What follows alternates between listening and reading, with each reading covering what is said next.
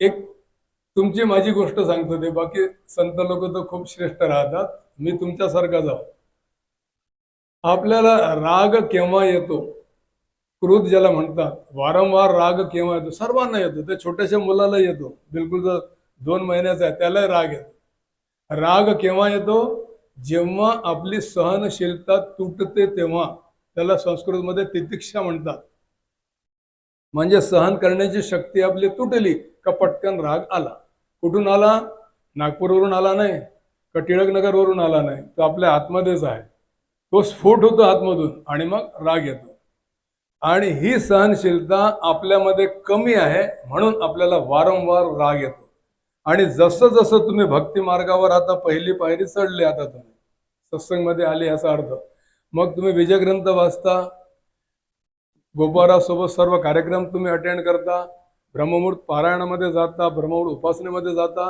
असं जेव्हा तुम्ही करता तर तुमची सहनशक्तीची मर्यादा वाढत जाते आणि रागाचं प्रमाण कमी होत जाते. आपोआप तुम्हाला ते कळत सुद्धा नाही. आणि सहनशीलता आपल्या महाराजांमध्ये इतकी होती की तुम्ही विजय ग्रंथामध्ये वाचलेला आहे, तुम्हाला आश्चर्य वाटेल. अहो, सहन करण्याची शक्ती आहे की काय? अहो, तो नारायण आसराजी हवालदार, तो बेत माहित आहे पोलिसाचा बेत कसा राहतो? तो बेत आपल्या एका हातावर मारला तर आपण ते तळमळून खाली पडतो. आणि त्या बेताने महाराजांच्या पाठीवर कपडे नाही, आपले महाराज दिगंबर अवस्थेत राहत होते, त्यांच्या पाठीवर त्या मोठ्या बेतनं प्रहार करत आहे. लाल लाल महाराजांची पाठ झालेली आहे, तरी पण महाराज आपले शांत आहे. परंतु आतमधून महाराजांचं मन दुखत आहे. आणि आतमधून जो शाप निघाला महाराजांचा, न बोलता मन मध्ये आतमधून जो शाप निघाला महाराजांचा, त्याचा त्या नारायण असराजीला परिणाम भोगावा लागला. आणि 15 दिवसात तो मरण पावला आणि त्याच्या घराला आग लागली आणि घरचे सर्व मेंबर मरण पावले. सहन करण्याची शक्ती याला म्हणतात. दुसरं, अहो, उसाने प्रहार करत आहे पाटील बंधू, त्यांचे भाऊ उसाने महाराजांच्या पाठीवर प्रहार करत आहे. परंतु कंडिशन आहे कोणती? ते बंधू येतात आणि आपल्या हरी पाटलाला म्हणतात, आपल्या मोठ्या भावाला, अरे हरी, तू त्या जोगड्याला भितोस, बस तू कुस्तीसाली त्याला चॅलेंज केलं आणि तू महाराजाला उचलू नाही शकला वर आणि महाराजांचा भक्त झाला. अरे तसं काही नसते, चाल आमच्या सोबत, आपण महाराजाची परीक्षा बघू. आणि आपले महाराज मारुती मंदिरात, बघा योग कसाला, आपण मारुती मंदिरात बसलो. मारुती मंदिरात आपले महाराज बसलेले आहे.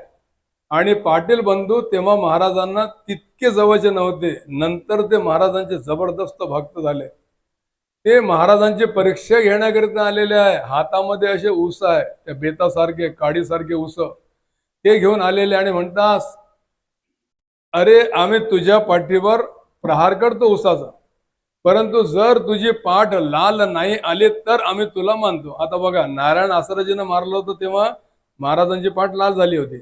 आता इथं चॅलेंज काय केलं याने पाटील बंधूंनी, तर तुझी पाठ लाल नाही झाली तर आम्ही तुम्हाला संत मानू. आता इथं बघा महाराजांचा चमत्कार, ते उसाचा प्रहार करत आहे सर्वजण, एक जण नाही, 4ही भाऊ उसाने महाराजांच्या पाठीवर मारत आहे. महाराजांच्या अंगावर कपडे नाही, परंतु महाराजांची पाठ लाल आली नाही. म्हणून आपण महाराजांची पूजा करतो. बघा, महाराजांच्या चरणी आपण लोटांगण घालतो याच्यासाठीच. शेगावला गेल्यानंतर आपल्याला मानसिक शांती प्राप्त होते, ते याच्यासाठीच. नंतर ते महाराजांच्या चरणी आले, जे महाराजांना मारायला आले होते ते 4ही बंधू आता महाराजांच्या चरणी लोटांगण घालतात आणि क्षमा मागतात, महाराज आम्हाला क्षमा करा, खूप मोठी चूक झाली. आपले महाराज हसायला लागले. असं कधी होते का एखाद्याने तुम्हाला कानाखाली लावली आणि मी आलो त्याच्यामध्ये, तुम्ही त्या ज्याने कानाखाली तुमच्या लावली त्याला बसून पाणी पाजता का थंड फ्रीजचं? कधीच नाही, उलट राग येतो आपल्याला. परंतु आपले महाराज तसे नव्हते, दयाळू महाराज आपले. महाराज काय म्हणतात, अरे पोरांनो, तुम्ही मला उसाने मारलं, तुमच्या हाताला त्रास झाला, तुम्ही थकून गेले असाल, बसा इथं खाली. त्यांना बसवलं आणि आपले महाराज मशीनचे नाही, आपल्या हाताने उसाचा रस काढतात. बघा, हाताने उसाचा रस काढला ग्लासमध्ये आणि त्या सर्वांना पाजला. असे आपले महाराज. बोला जय गजानन. म्हणून आपण महाराजांच्या चरणी एकदा जे मन लावलं, दुसरं एक पुष्कळशा भक्तांमध्ये एक शंका असते, कुशंका असते की इतकं मी करते ग, तुला काय सांगू. मैत्रिणीला म्हणते इतकं मी महाराजांचं करते ग, काय काय नाही करत, परंतु माझे संकट आहे का संपतच नाही. एक गेलं का दुसरं तयार राहते, दुसरं गेलं का तिसरं तयार राहते. अहो हे